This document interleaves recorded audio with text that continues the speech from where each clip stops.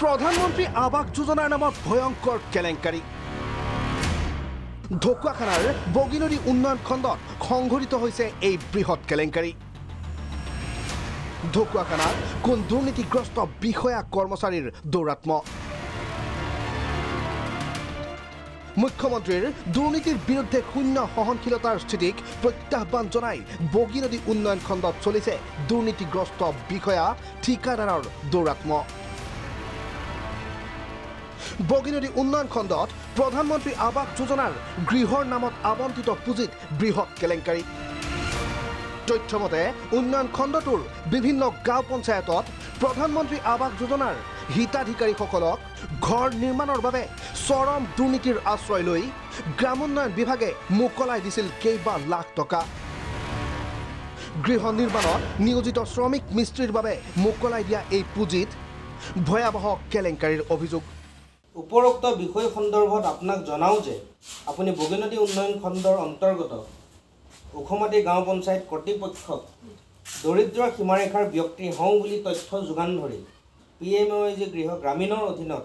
2021-22 বৰ্ষৰ এটা গৃহ আবণ্টন পাইছে সেই মৰ্মে আপোনাৰ ঘৰটো নিৰ্মাণৰ বাবে প্ৰথম কিস্তিৰ ধন 32,500 টকা মুকলি কৰি দিয়া হয় আপোনাৰ 32,500 টকা আপুনি পাইছে আপুনি নতুনকৈ পোৱা ধন ৰাখি 32,500 টকা অনতিপলমে SBI দিছপুৰ শাখালৈ এসপ্তাহৰ ভিতৰত আপুনি উভতাই দিয়ে যেন আৰু ইয়াৰ তথ্য গাঁও পঞ্চায়ত কাৰ্যালয়ত আপুনি জমা দিয়ে যেন অন্যথা আপোনাৰ ওপৰত আইনগত বিহিত ব্যৱস্থা লোৱা হ'ব বগীনদী উন্নয়ন খণ্ডৰ ওখমাটি গাঁও পঞ্চায়তৰ এগৰাকী হিতাধিকাৰী হৈছে ধন বাহাদুৰ তামাং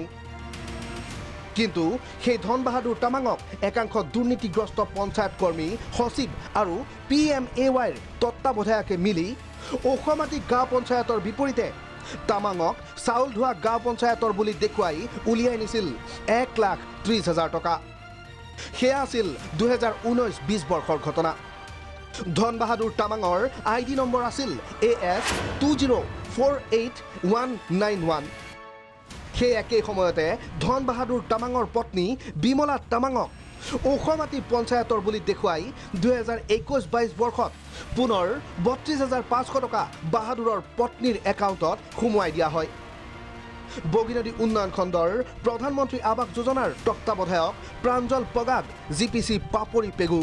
পঞ্চায়ত সচিব কিৰণ দলেৰ পৃষ্ঠপোষকতাত এই বৃহৎ কেলেংকাৰী সংঘটিত হোৱাৰ অভিযোগ ভিজন প্ৰাগৰ অনুসন্ধানৰ খবৰ পাই দুৰ্নীতিগ্ৰস্ত বিষয়াই হিতাধিকাৰী বাহাদুৰ তামাঙৰ পৰিয়ালৰ পৰা বুদ্ধিৰে এখন কাগজ চহী কৰাই লয় প্ৰধানমন্ত্ৰী আৱাস যোজনাৰ তত্ত্বাৱধায়ক প্ৰাঞ্জল পগাগ GPC পাহাৰী পেগু পঞ্চায়ত সচিব কিৰণ দলেৰ এনে কাণ্ডক লৈ দৰিদ্ৰ পৰিয়ালটোৱে চিন্তিত হৈ পৰাৰ লগতে বিভিন্ন দল সংগঠনেও এই ঘটনাৰ উচিত তদন্ত বিচাৰিছে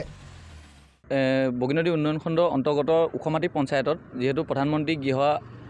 আবণ্টনৰ নামত ব্যাপক কেলেংকাৰী হোৱা দেখা গৈছে বিশেষকৈ চাউল ধোৱা পঞ্চায়তৰ পৰা এঘৰ মানুহ কাটি আনি ভুৱা জব কাৰ্ড মানে কি দাখিল কৰি তেওঁক এটা ঘৰ প্ৰদান কৰিছে 1/6/2022 তাৰিখে 32,500 টকা তেওঁলোকৰ একাউণ্টত সোমাই দিছে যিহেতু তেওঁ স্বামী ধন বাহাদুৰ তামাঙৰ নামত অলৰেডি মাৰ্চ মাহত এটা ঘৰ কমপ্লিট হোৱা দেখাইছে 1,30,000 টকা গতিকে ইয়াত বিভাগীয় বিষয়া কৰ্মচাৰী বহুতো জড়িত আছে বুলি ভাবিছোঁ এই কেলেংকাৰীত গতিকে এওঁলোকৰ ওপৰত আইনগত ব্যৱস্থা গ্ৰহণ কৰি